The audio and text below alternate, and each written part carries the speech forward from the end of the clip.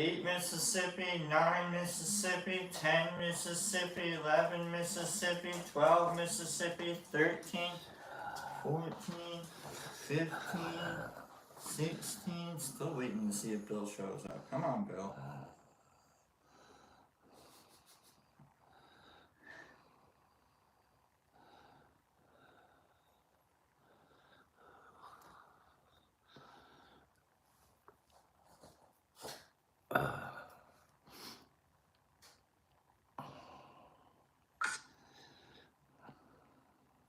Haven't tried new Parmesan stuffed crust? Sign in or sign up for Domino's Rewards to get one for 50% off.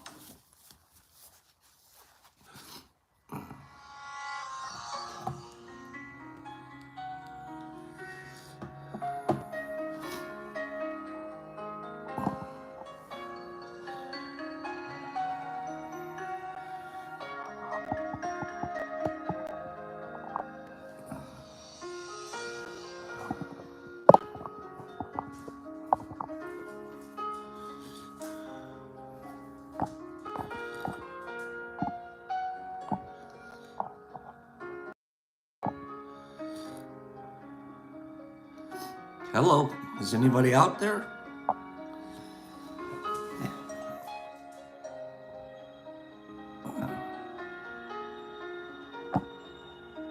There you are, live chat. Good morning, everybody. Good morning. Somehow the chat thing was disabled. Good morning, you guys.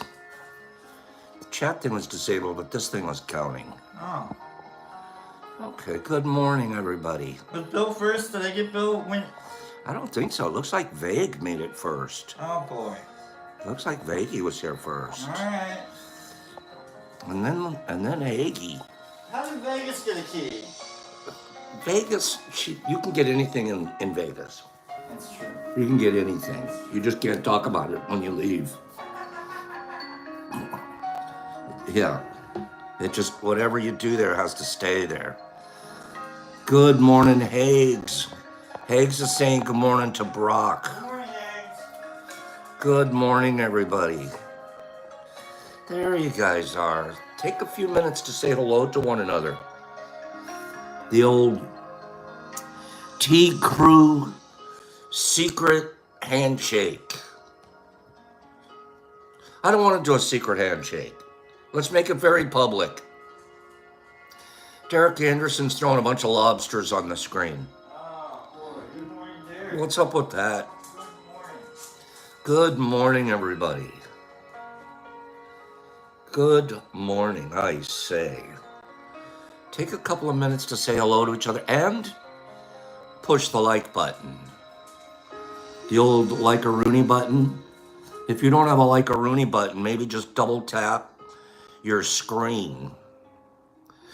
What happens in Vegas stays in Vegas unless you get pregnant and then you take it with you. I get it. That one makes sense. Spoken like a true vegan. Good morning. I wonder if there's any vegans in vegan. Spoken like a true whatever. Good morning. Nerds getting you all in one message. Nerds just going long. All right. It's fair. Good morning. And it's really sunny here today. Super sunny here today. We'll see what happens. Right, Nerdy? Winning. Nerdy, have you read your Tricycle newsletter yet? A couple really good articles in there. I'm going to Chris. Good morning to Chris. I'm going to cover a couple of them this morning. But, Bo, you're in the right state. Nerdy, you're in the right state. I got to tell you that. Colorado, they're working it. They're doing the best they can. I mean, when I say they, I mean guys like you and Deborah and 5280 and the crew over there. Colorado Myco League. By the way, what a cool name. Reminds me of like Sherlock Holmes. Like, I feel like Sherlock Holmes would be in the Colorado Myco League. The big things happen in RMMF. Good job, nerd. I believe you. Interesting what's going on in Colorado. They're sort of the testing pot for everything, right? They're the testing ground. You'll see it first in Colorado. Oregon, you dropped the ball. Oregon, you were leading for a minute there, but Colorado's starting to lap you. Okay. Yeah, I saw that, Mr. 420. Also, Maine. Maine had on their bill. Everybody was going for it. Let's legalize psilocybin. And then Maine shut it down. Maine shut it down. I like that, Hagues. Or Wazzy. The Mushroom Justice League. That's good. Good morning, Divine One. Have you seen Laura? Have you seen Laura? Good morning. Oh, it wasn't really money, I don't think, Herbie.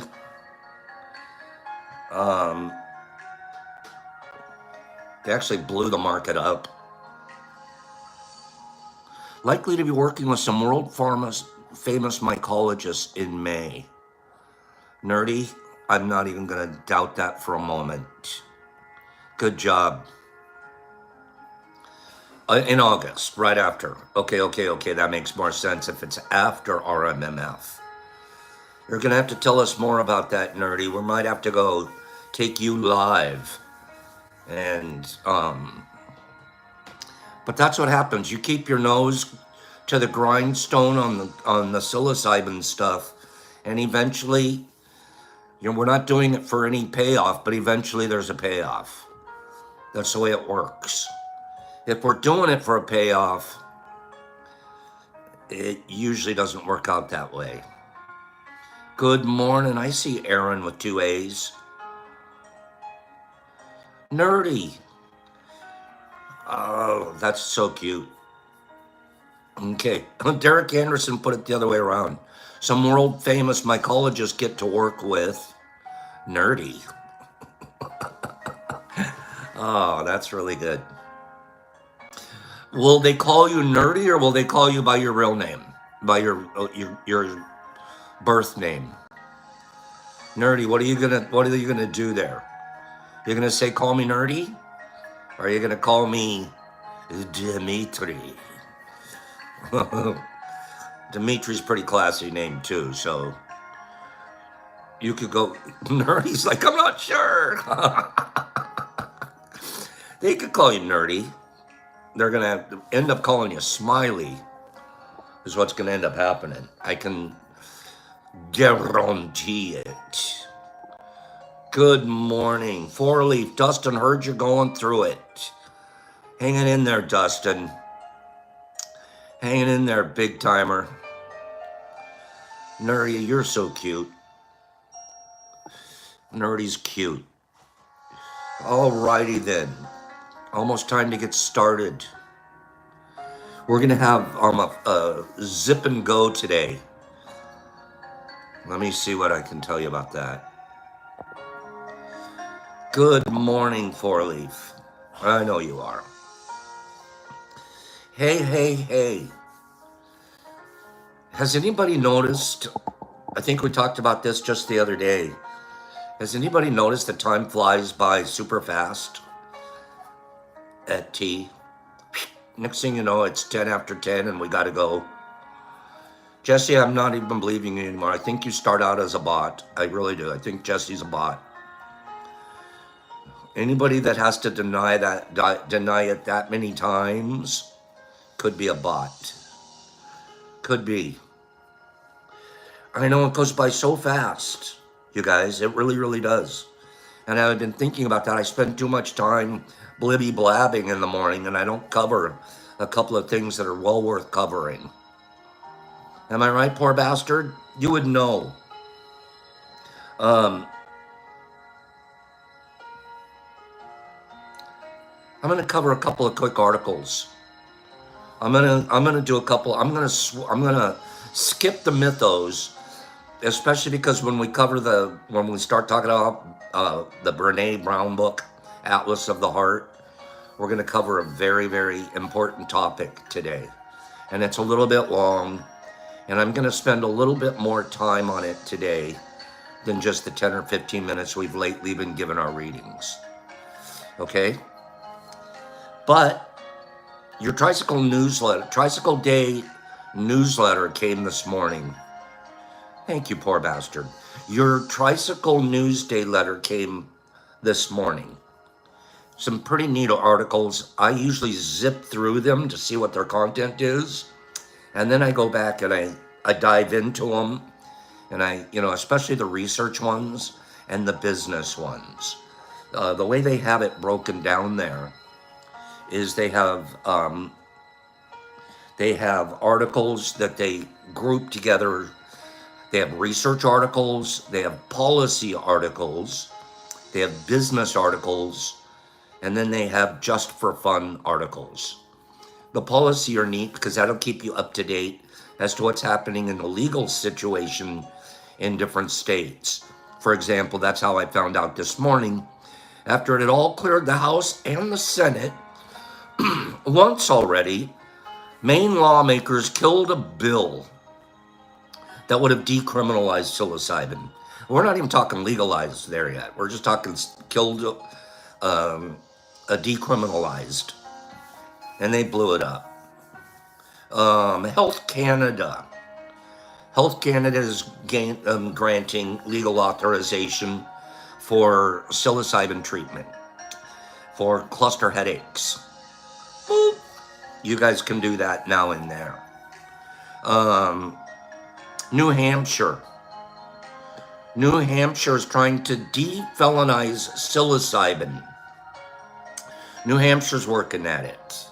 So these are things that you learn if you check out your Tricycle newsletter. Okay? Your brain on drugs.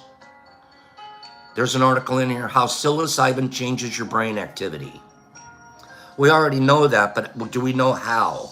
There's a scientific article in here talks to you about how. There's a whole bunch of letters in there.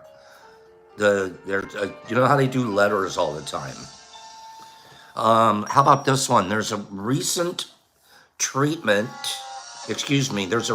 unblinded study. And they're comparing, in this particular unblinded study, for the efficacy of psilocybin, and then comparatively to SSRIs. Selfishly, I want the psilocybin to beat the SSRIs in these studies. Surprisingly. Okay? But yeah, nerdy, you just said it. Surprisingly, this particular study has determined that both perform well. Psilocybin in this study did not outperform SSRIs, nor did SSRIs outperform psilocybin.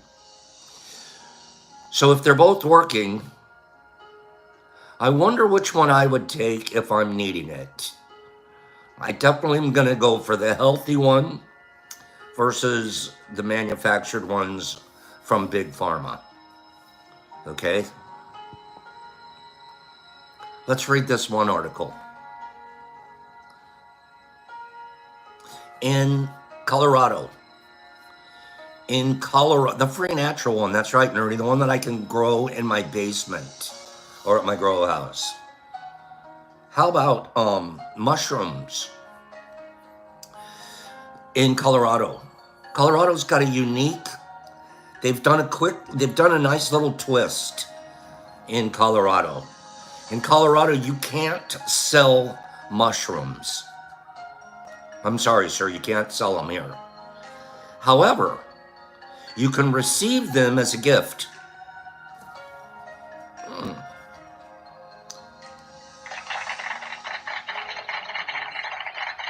Now that sets us up. That sets us up as something. That's nerdy. How could it not help you operate your events and things like that? Your Rocky Mountain Mush Fest that's coming up. All you have to do is give it to each other. And whatever you guys are doing out there, boop, nobody's going to be paying attention. Just don't pull a green bill out of your pocket and hand somebody it.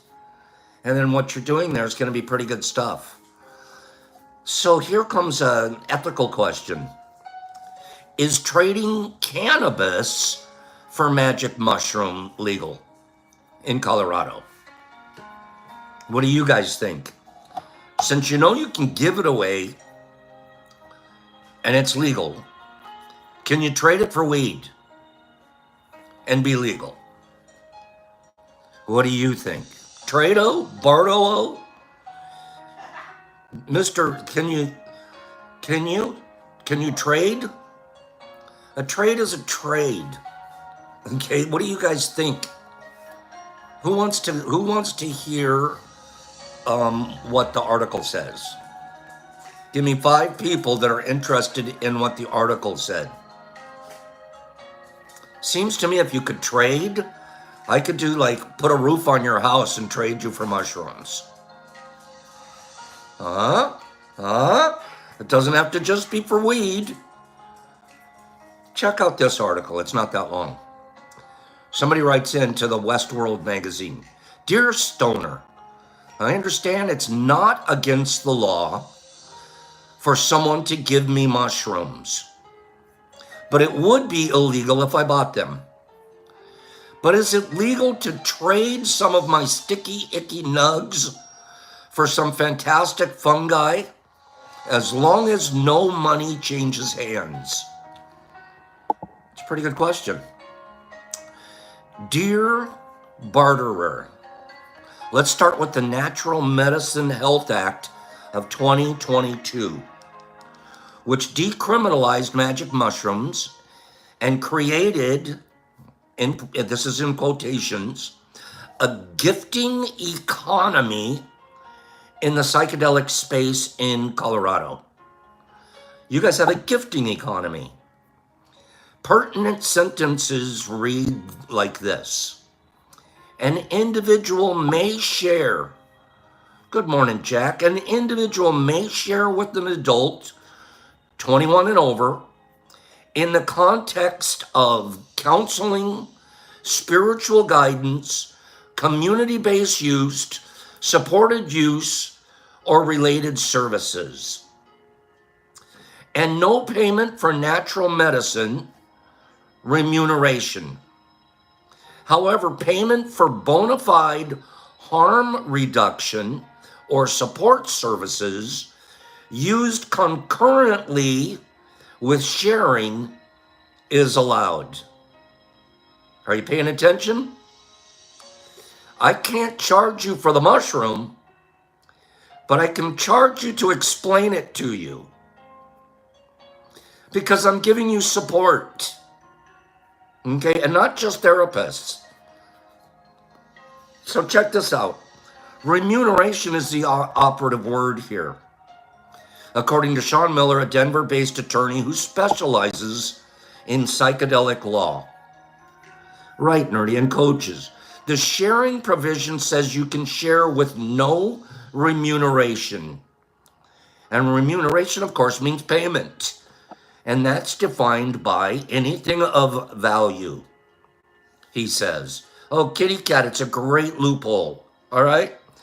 As opposed to the regulated healing centers and licensed handlers and facilitators, one can only receive remuneration for harm reduction services on the personal use side of the Natural Medicine Health Act. This is the gray area, he explains. Okay?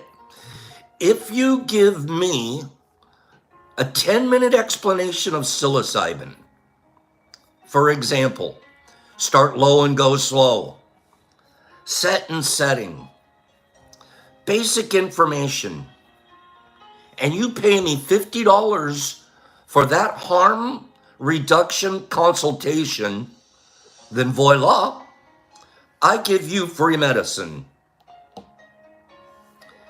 If you're a recreational cannabis user without a medical marijuana card, you can share up to an ounce of weed.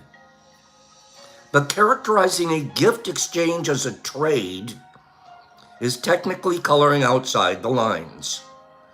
Legally, you should stay away from any system where you can be seen as receiving value for giving something, Lawyer McAllister adds. But in reality, if you have someone that gives marijuana and somebody gives psilocybin, and you both say it was voluntary, I think it could be done. According to the attorney, the true question is, would he only give me psilocybin if I gave him cannabis? Then technically, you're giving something of value. This distinction means that trading one for the other would be illegal. However, such an exchange is also a very low priority for law enforcement. McAllister equates the scenario to trees falling in the forest when no one is there to hear them crash. Law enforcement doesn't have time to go out and investigate how somebody gave somebody mushrooms. So don't trade them. Just share them. I'd like you give me a share of your cannabis, and I'll give you a share of my fungigi. And you're good. I love that. You guys are killing it in Colorado. You guys are killing it in Colorado. The only thing I could charge you for is harm reduction services. Making sure that you're taking it safely and soundly, or at least that I've given you that advice. How's that? Pretty good? Give me 5 people that now understand. Give me another 5 people that want to move to Colorado. Okay, there you go, nerdy. That's a totally different thing, membership. But then you can send them a gift. So I'm totally clear when I'm sending stuff to Colorado. I'm completely clear. Boop. It was a gift. Okay, I'm just sending my buddy a gift. I didn't charge him anything. Neat stuff. Good job, Colorado. You guys are working it out. That's not perfect yet. Don't trust me, it's not perfect. It's not even close. But you see the effort. Okay? You see the effort. Let's read one more article here, and then we're going to jump over to a quick Brene Brown morning. Okay? Quick. Name the last time, this is a good one. Name the last time you had a mystical experience in a sterile lab while scientists watched and took notes. These studies they're doing. When was the last time you had a mystical experience in a sterile lab with a bunch of scientists sitting around taking notes? Yeah, I thought so. We all know context matters. Even scientists love to talk about set and setting, which is the idea that a person's mindset and environment shape their psychedelic experiences. But the dirty secret is, research so far has done a pretty bad job of taking that into account. These studies, they're really not thinking of that too much. Okay? Now a team of researchers is trying to change that. This week they published, wait for this, they published the first global guidelines for reporting set and setting variables in psychedelic clinical trial. So if you're going to perform a psychedelic clinical trial, there's a guideline out there that helps report in your study what the set and settings were. I think that's brilliant. It's a bench standard, okay? After surveying 89 experts from 17 countries, they created the respect guidelines.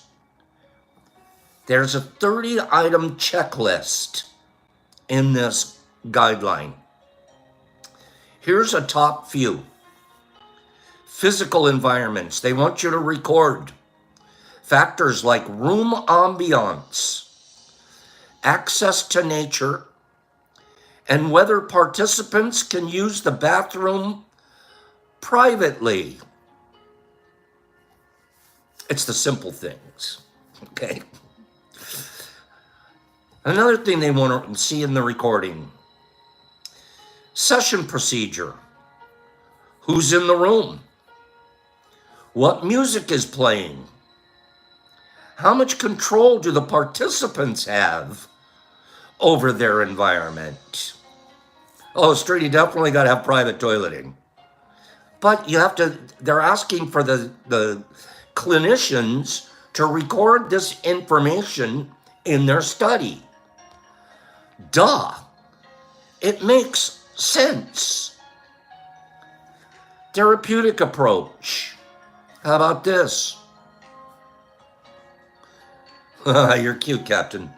How about this? What kind of preparation and integration support is provided? What are the qualifications of your staff? What's their cultural competence? This is a 30-item list.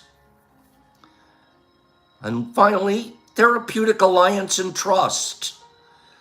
Physical comfort. What was the participants' sense of safety? It might seem obvious that this kind of stuff should be paid attention to, but embracing these non-drug factors sort of flips clinical research on its head. Instead of trying to control or eliminate environmental variables, these guidelines acknowledge that context is an intervention. It's not navel-gazing either. Minimizing the impact of set and settings in psychedelic research has already had harsh consequences. For example, the FDA rejected MDMA therapy last year, partly due to the inconsistent reporting of these variables across the trials. So maybe this level of rigor is what we need to get psychedelic medicines approved. Next time, we better see full Next time, we better see full documentation of the ceiling's glow in the dark star pattern. Better be included. The glow in the dark star pattern. Well, there were 8 stars. There were 4 big ones. 3 moved around a lot. Okay. Documentation. And I think that that's a good idea. I think that's a really good idea. We talked yesterday about ketamine. We're going to read you an article tomorrow about ketamine. Okay? It's basically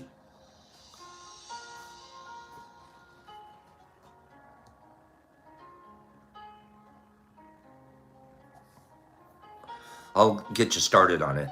Roll out the red carpet We've got some psilocybin A-listers coming through. Althea, a software company that helps psilocybin facilitators and service centers manage clients and stay in compliance, just announced the inaugural 2025 Psilocybin Outcome Awards. It's basically the Oscars for psychedelic therapy. But instead of a bunch of crotchety elites picking the stars, it's cold, hard data.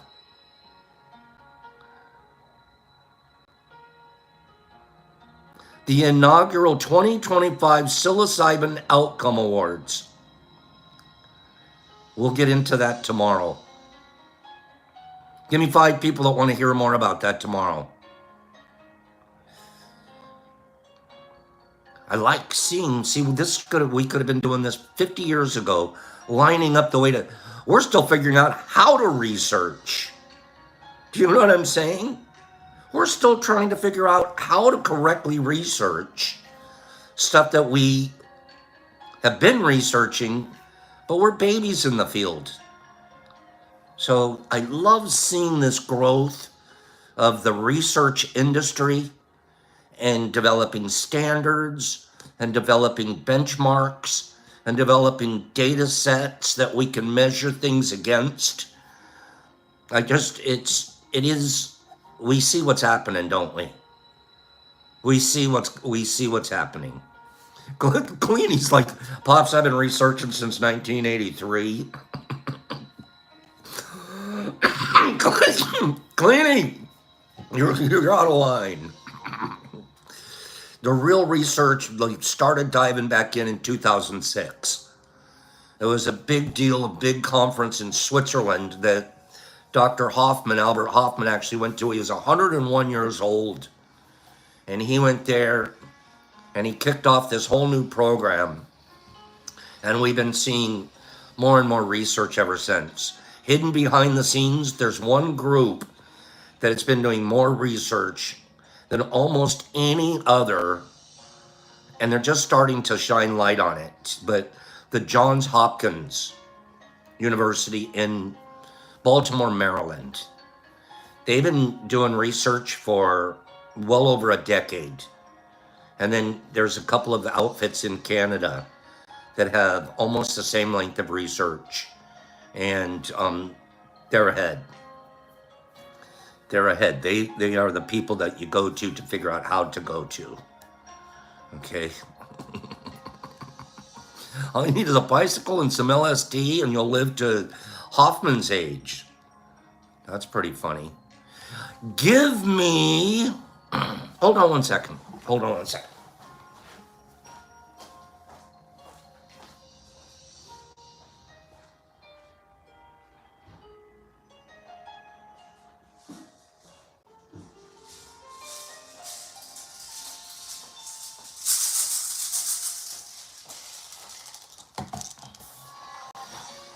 Okay, anybody recognize this sound?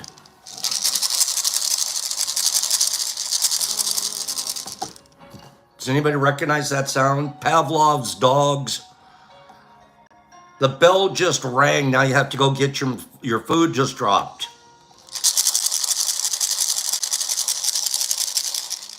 You guys. Not yet, Billy. Not yet.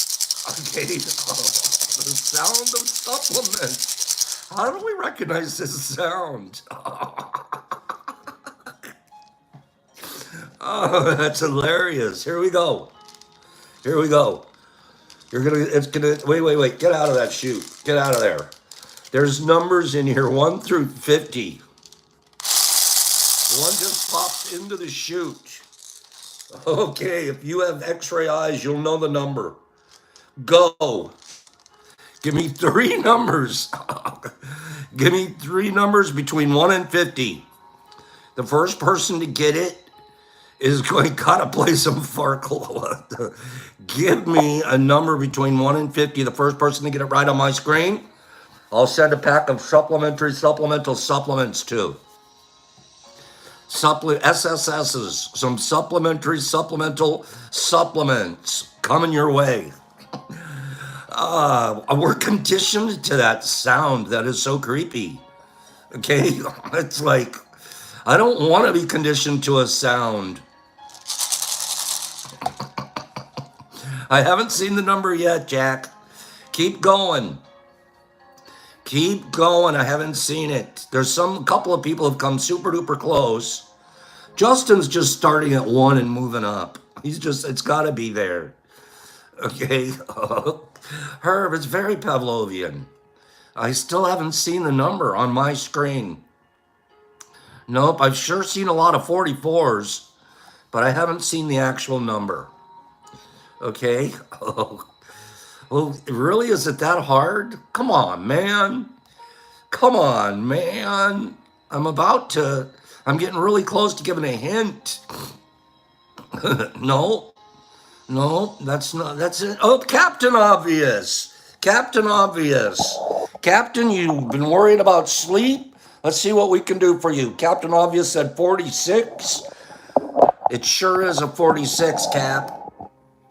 Captain Obvious, you guys. I always thought Captain Obvious was somebody that I was going to have to salute and yes, sir. Sir, yes, sir. Captain Obvious is a beautiful lady. How do I know? She's so cute. She sent me a copy of her driver's license to prove that she was over 18. You know, Pops has been taking everybody's word for that for the last 4 years. Okay? Did you know that? Unless you really are trolly, then we're going to check you. Okay? I have a hard time being a stickler for the rules. It's just not in my nature. Okay? Captain Obvious. No, really, Pops, I'm over 18. I'll let her tell you how old she really is, and it's not that old. And she's very pretty. Matter of fact, I called Brock in to the room. I said, Brock, look at this. This is Captain Obvious. And I thought Captain Obvious was a dude. I go,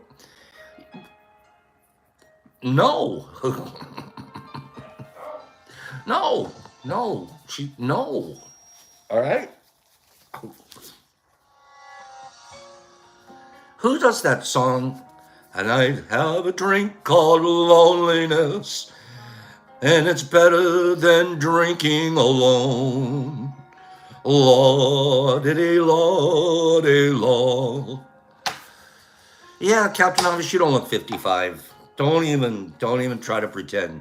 What's that one? Who does that? Is that a Billy Joel? And a drink called... No. What's the drink called? Something. I don't know the... Piano Man. Sing me a song, Piano Man. Sing a song tonight. We're all in the mood for a melody, but you got us feeling all right.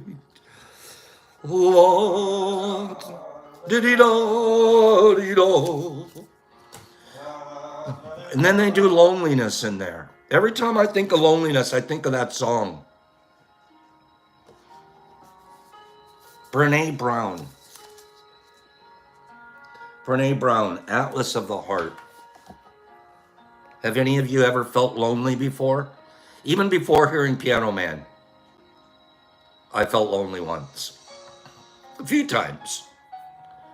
And I like that song, and I'm not the biggest Billy Joel fan. I got to admit it. Billy Joel's a little too schmarmy for me. Okay? I like to get some hard guitar licks in there. But I think that that's a pretty... I like that song. I like Piano Man songs. Who else did a Piano Man song? Did Bob Dylan do a piano? Or no, he's Tambourine Man. Bob's a tambourine guy. Remember when Bob was playing every instrument you could? He had the harmonica here. He had the he was like a one-man band. I love me some Bob Dylan. Okay, here we go. All right. Loneliness. This is a huge topic. It might take, the reason I started early is it's going to take some time to cover this one. You guys ready? Give me 5 people that want to hear something about loneliness. Justin, I haven't been to a bar in years, and I have no desire, even though once in a while you're driving by a bar and there's some ghostly figure out front going, come in, come in. And I'm like driving by, I go, why's the ghost want me to go in there? I don't know. The only reason I'd go in there right now is because I want to throw a dart. That's it. I used to play darts at be in a dart situation. Good dart throwing. I don't want to go in a bar. Okay?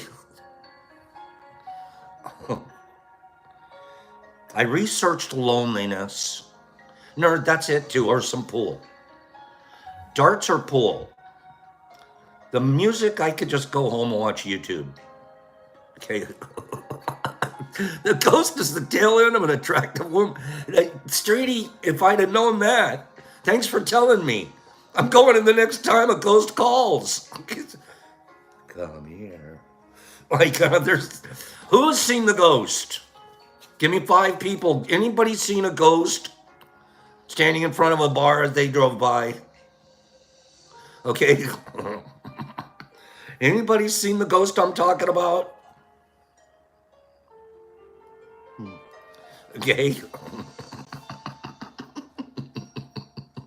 You know, how come I'm not alone? Okay, then I'm not alone. Okay, you guys have seen it. You guys drive by and go, yeah, it looks, that ghost is calling me in over there. I've never turned right after seeing the ghost though. Matter of fact, a couple of times I hit the gas pedal. Let me get out of here. Okay, there's ghosts at the liquor store too. Yeah, there can be. There can be. I researched loneliness for over a year when I was writing Braving the Wilderness. I'm going to recap what I learned with you here and share some of the new data. Oh, they're demons, Herbie says. They're not ghosts. I was giving them a break. I think they're demons. Even before the COVID pandemic, government and public health officials were calling loneliness a significant health risk. John Cacioppo founded the field of social neuroscience. First of all, you're cool as hell if you started the field. You're the founder of the field. And this one is called social neuroscience. And he fundamentally changed the way researchers and clinicians understand loneliness. He dedicated his career to scientific inquiry and to helping us understand what it means to be human. He died in 2018 of loneliness. No, I'm kidding. He died in 2018. And though I didn't know him, his work has forever changed and shaped my understanding of loneliness. The information below is adapted from my last book, Braving the Wilderness. Cacioppo and his colleague William Patrick defined loneliness as, here's the definition of loneliness according to the guy that founded the field of study. He describes it as perceived social isolation.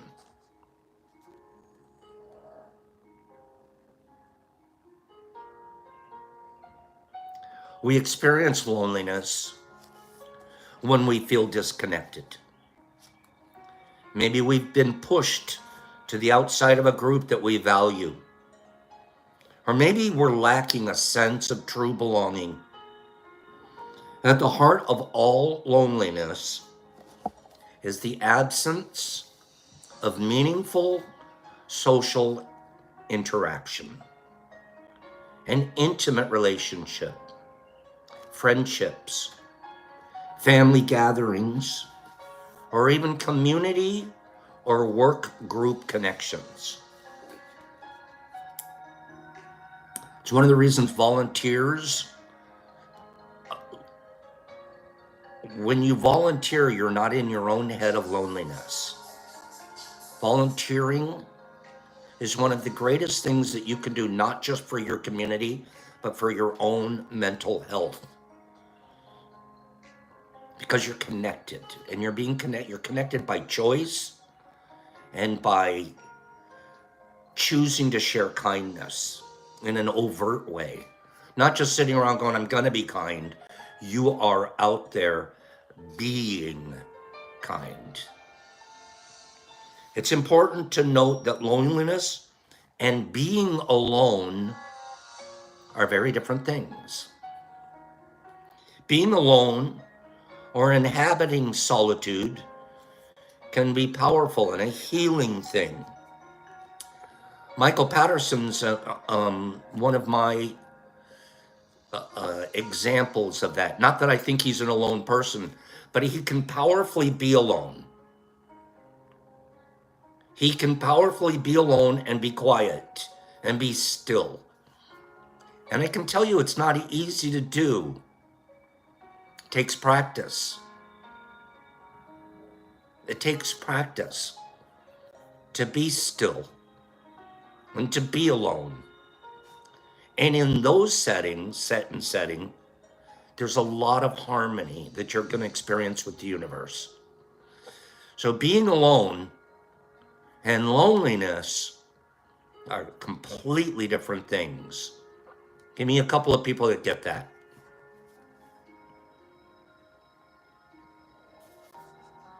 As an introvert, here's the truth. I'm going to tell you guys, this is something you don't know. I would venture to say that the majority of us here, if we were to do one of those Minnesota multiple personality tests, we would probably score in the introvert area. Most of us here. And yet here we are, extroverting with one another. Every one of us that are writing something. But I'm very, very, on the outside as you view me, I'm very extroverted. I always cause myself to be the guy on the stage, behind the mic, behind the pulpit, behind the camera, sharing. I'm also the guy at the party that is wearing a lampshade. But because of all of that does not mean that I'm naturally extroverted. I'm not. My natural inclination is introversion.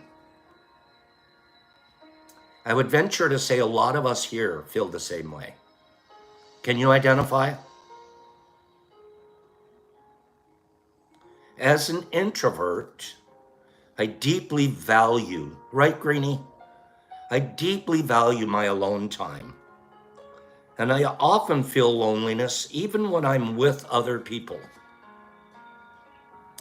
That's not so much me, that's the person in the book.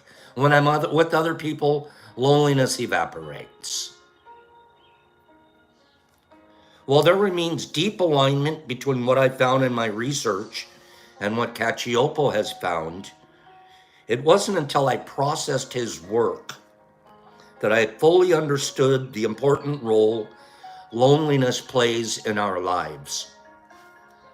He explained, I hate this. I don't want to be a member of a social species.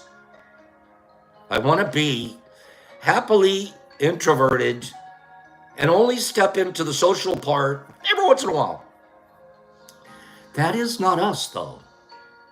And when we fight that, it's unhealthy.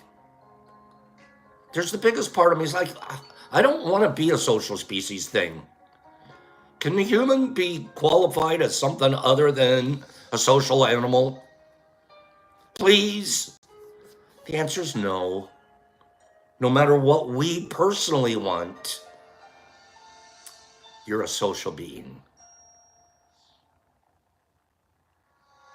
He explains that as a member of social species, we don't derive strength from our rugged individualism, but rather where we gather real strength is from our collective ability to plan, to communicate, and to work together. It's why we took over the world as a species. We had the best ability to plan because we also could talk. And then because of our communication skills, they got so good that we out-communicate every other living being. And when we work together, we're an unstoppable force. Now, of course, evolution has gotten us all the way up to where we're ruining the planet too. But it's because of our social core as a being that we're all the way up to AI. Our neural hormonal,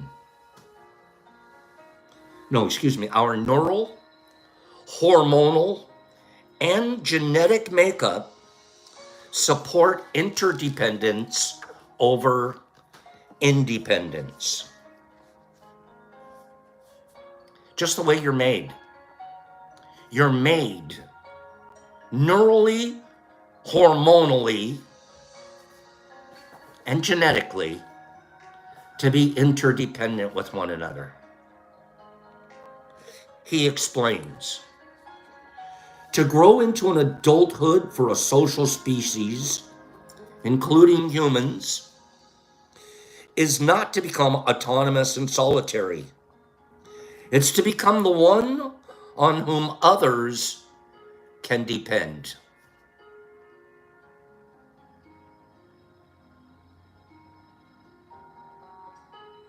Don't you want to be that gal or girl or guy? Deep down inside, tell the truth. I want to be somebody that people depend on. I want to be a person. Have I always been dependable? No. Can I still be more dependable? Yes. But deep down inside, there's a yearning in me that I want to be dependable. I want people to depend on me. I want them to perceive they need me. It fills me up. That's the truth. I guess you could tell we wouldn't be having this show, right? And it's very important to be dependable. Once you start something, keep it going in a dependable way. I think I told you guys the story about a brother-in-law I had. He owned a pet store. Beautiful pet store. He was a fantastic armchair veterinarian. The guy could tell you anything about a sick animal. Look at it and boop, I'll tell you what's wrong with it. People would bring their sick animals into the store instead of to the vet. And his store advertised the hours 9 a.m. to 5 p.m. Monday through Saturday and closed on Sundays. Okay. After having the store hours for a little while, he started showing up to his own shop, getting in about 10, opening the door. And it's about 2 or 3. There's not a lot of traffic. I'm going to go ahead and shut down today and go home early. And it started becoming, next thing you knew, his hours were more like 10 to 2. Maybe. And then maybe a Wednesday is just, I made enough money this week, got a big sale. I don't really need to go in this week. Tell me how many people think that was a successful business practice. How many people thought that was a successful way to run a business? He turned to me at one point and says, we got talking, and he's financially failing. The store is amazing. His services are out of this world doing a phenomenal job. People loved him. Great place when they're open. He, at one point, was like, I need a financial kick in. And could you help me out? And I told him, I go, here's the deal. I want in because I love your store and I love what you do.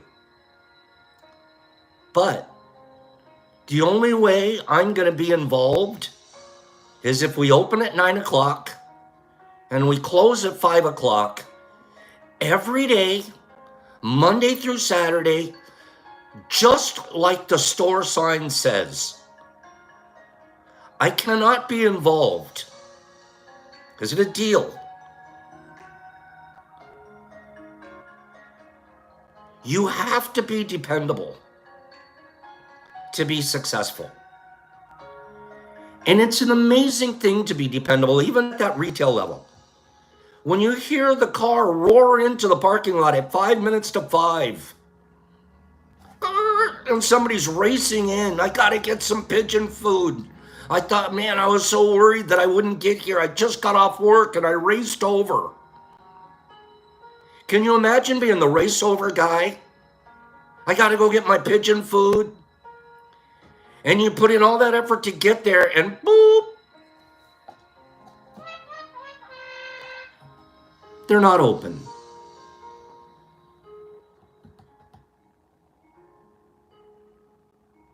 I loved being dependable. I did not mind opening at 9 and leaving at 5. It made me feel good. When that person rang the bell at the door just as you're closing and you're going, yep, you knew I'd be here.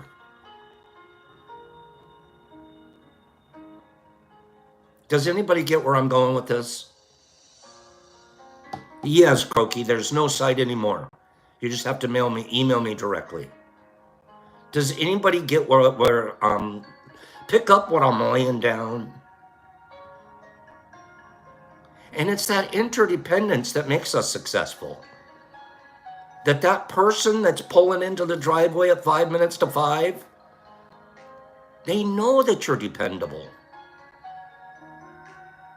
And it makes you feel good. And not only do you feel good, but you're going to get successful if you're truly dependable. Don't be the hit and miss guy. I like that, Mr. 420. Knowing someone can lean on you to hold them up is a good feeling. If you're not as dependable as you could be, maybe that's an area for you to look at growing. Practice it more. Practice it more. I also am practicing it today in my mailing. I mail it out as soon as I can. Boom, it's out. You can depend on it. If there's a mistake made, you can depend that we'll fix it. Compare that to the snakes and the wolves and the people out there stealing from us. You mail them off something and it's like hit or miss. You don't know what's going to happen. You're just praying. Humans crave dependence. We crave dependence. And when we are dependable, we're mentally healthier. When you can tell yourself, I'm dependable. Now, I still can be more. There's no loneliness in dependability. It completely and totally eliminates dependability.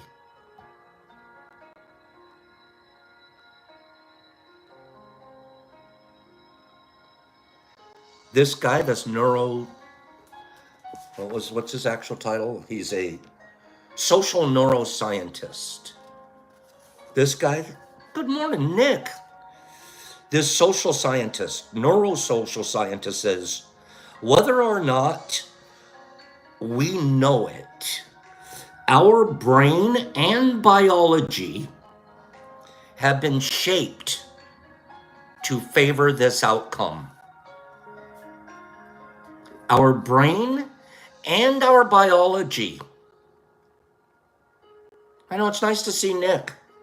Our brain and our biology have literally been evolved to crave dependence. That's why you know the flake when you see him.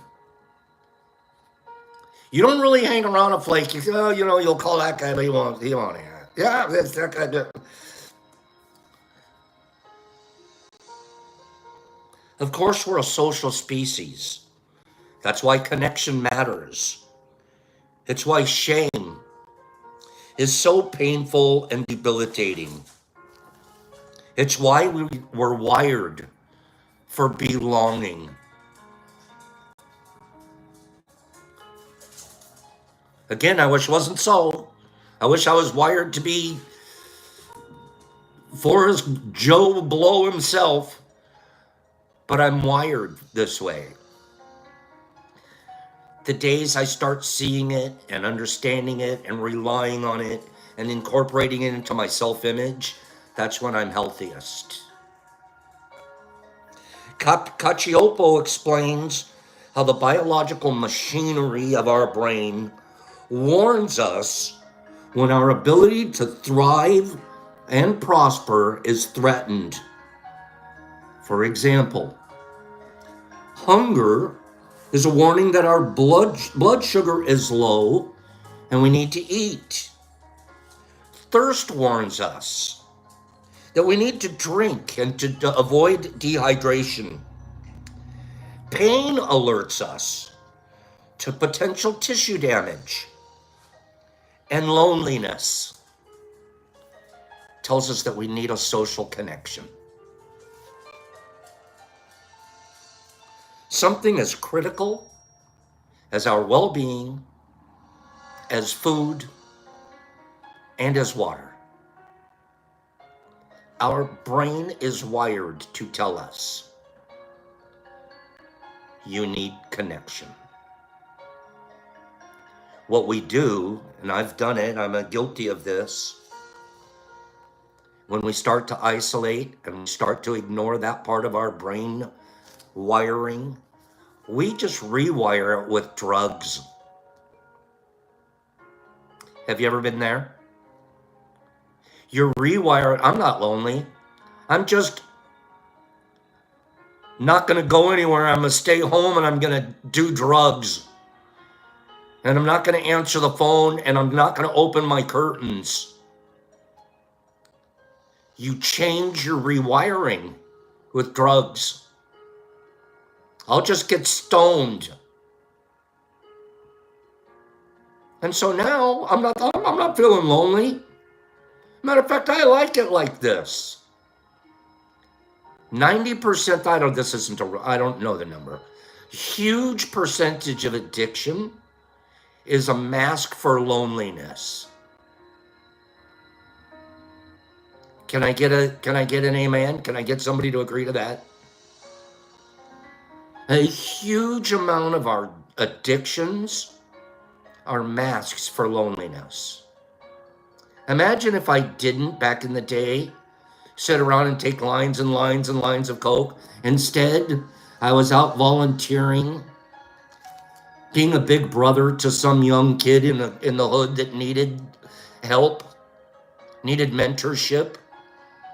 Imagine if I wasn't masking my need to be connected and dependable, and instead I'm masking it with white stuff.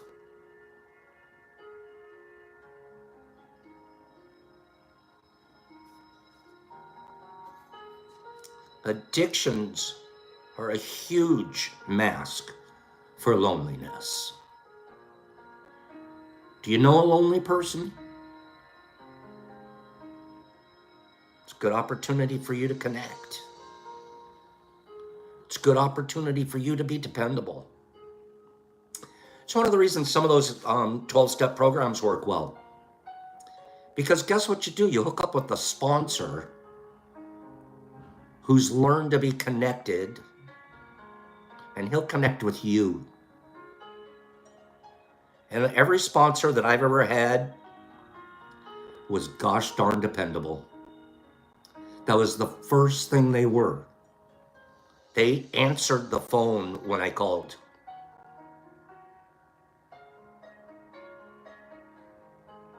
And guess what? They weren't using it anymore. They weren't lonely anymore. They were heading groups. They were setting up retreats. They were the ones at the coffee shop first.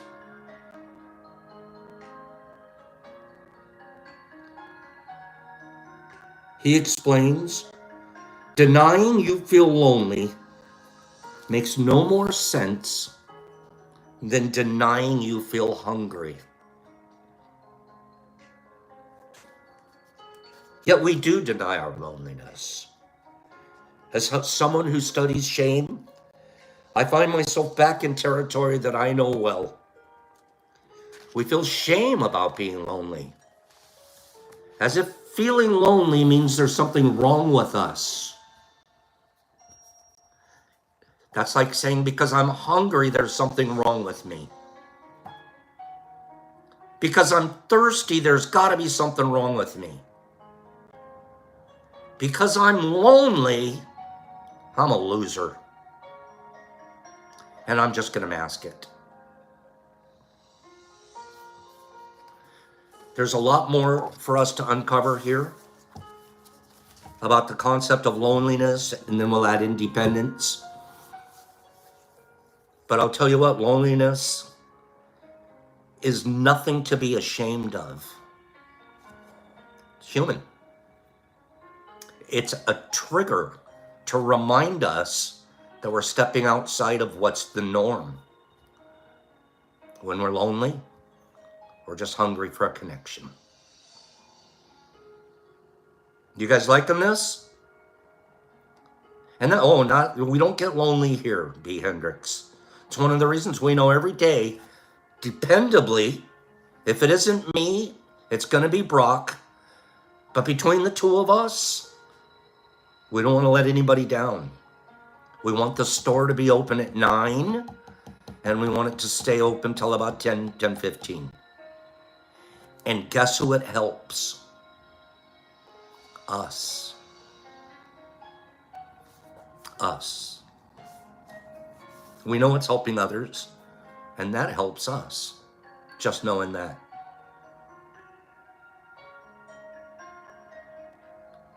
Go have a great day, you guys. We'll talk about some more of this tomorrow. I have another couple of really neat articles to share with you.